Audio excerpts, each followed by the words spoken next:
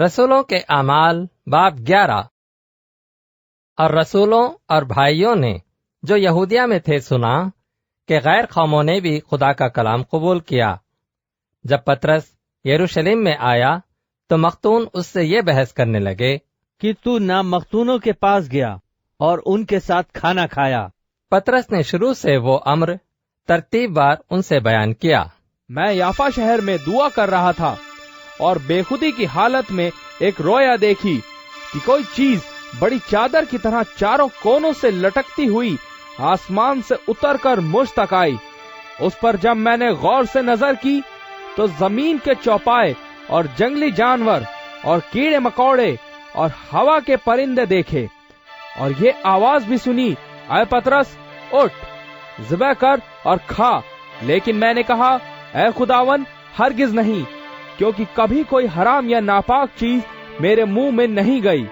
اس کے جواب میں دوسری بار آسمان سے آواز آئی کہ جن کو خدا نے پاک ٹھہرایا ہے تو انہیں حرام نہ کہے۔ 3 بار ایسا ہی ہوا، پھر وہ سب چیزیں آسمان کی طرف کھینچ لی گئیں، اور دیکھو اسی دم 3 آدمی جو کیسریا سے میرے پاس بھیجے گئے تھے اس گھر کے پاس آ کھڑے ہوئے جس میں ہم تھے۔ روح نے مجھ سے کہا کہ تو بلا امتیاز ان کے ساتھ چلا جا، اور یہ 6 بھائی بھی میرے ساتھ ہو لیے، اور ہم اس شخص کے گھر میں داخل ہوئے۔ اس نے ہم سے بیان کیا کہ میں نے فرشتوں کو اپنے گھر میں کھڑے ہوئے دیکھا، جس نے مجھ سے کہا کہ یافا میں آدمی بھیج کر شمعون کو بلوا لے جو پطرس کہلاتا ہے۔ وہ تجھ سے ایسی باتیں کہے گا جن سے تو اور تیرا سارا گھرانہ نجات پائے گا۔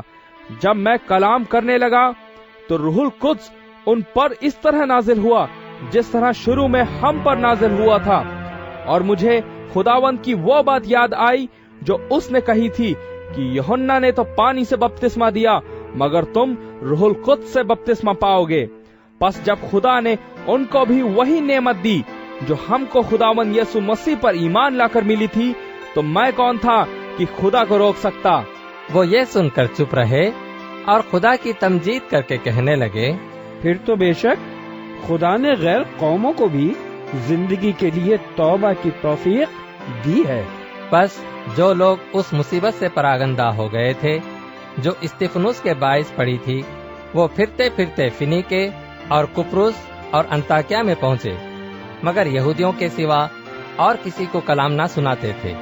لیکن ان میں سے چند کپروسی اور قرینی تھے جو انطاکیہ میں آ کر یونانیوں کو بھی خداوند یسوع کی خوشخبری کی باتیں سنانے لگے، اور خداوند کا ہاتھ ان پر تھا، اور بہت سے لوگ ایمان لا کر خداوند کی طرف رجوع ہوئے۔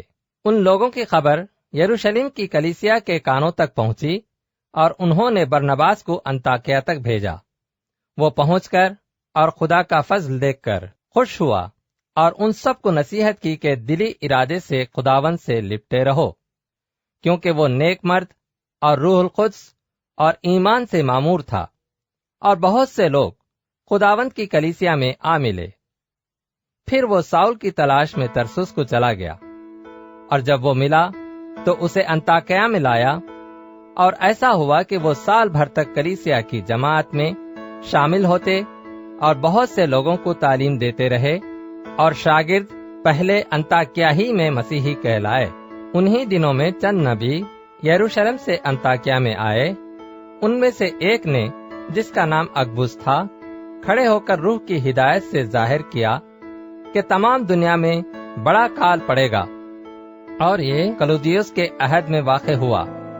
پس شاگردوں نے تجویز کی کہ اپنے اپنے مقدور کے موافق یہودیہ میں رہنے والے بھائیوں کی خدمت کے لیے کچھ بھیجیں۔ چنانچہ انہوں نے ایسا ہی کیا، اور برنباس اور ساؤل کے ہاتھ بزرگوں کے پاس بھیجا۔